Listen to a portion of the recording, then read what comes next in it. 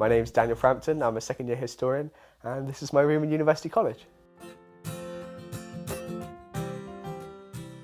It all started when my history teacher took me to one side and he said, you need to start thinking about wider reading if you want to aim for Oxford. You've got to show that you're a historian not just by textbook but by kind of nature. And he had quite a selection of books in his room. I found Comrades, principally because it was big, it was red and it said Comrades splattered across the side. It was a book about the history of communism. And for me that was really interesting because it was a history not about a particular person, a particular period, a particular country. It's a concept, it was a theory, it was an idea, and how that had changed from its very birth in Karl Marx's mind right up to the modern day. And it kind of weaved together so much of what I'd learned and made me think in new ways about how the histories of all the different countries which I had studied separately actually came together and created a narrative in themselves.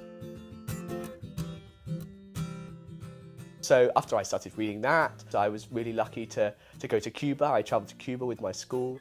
And I was able to take what I had read and see it firsthand, a still functioning socialist state.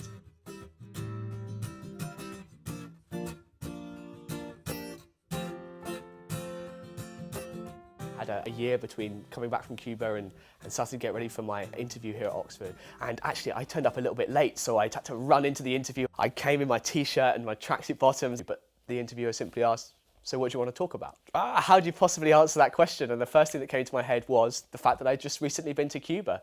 We ended up talking about whether graffiti was of use as a historical source, whether we could use it in our investigations or whether it was worthless. And if the tutor can see those kind of sparks flying and can see that happening, that's where they can get really excited about the possibility of what you might be able to offer as an undergraduate. Having found the book Comrades by Robert Service, I found out that iTunes U exists, which has quite a lot of different podcasts and lectures. It's a Yale lecture about, well, as it says on the tin, European civilization.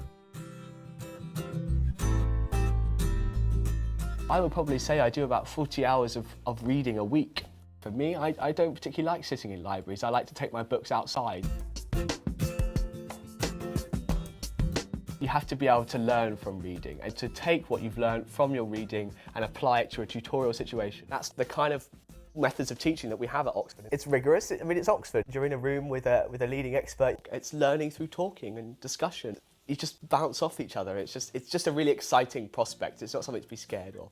Find something that does interest you. Find lots of things that interest you, different things. Look to the back of the books. Find other books that it suggests. Pick a mix, I suppose. Just go out there and have fun with it.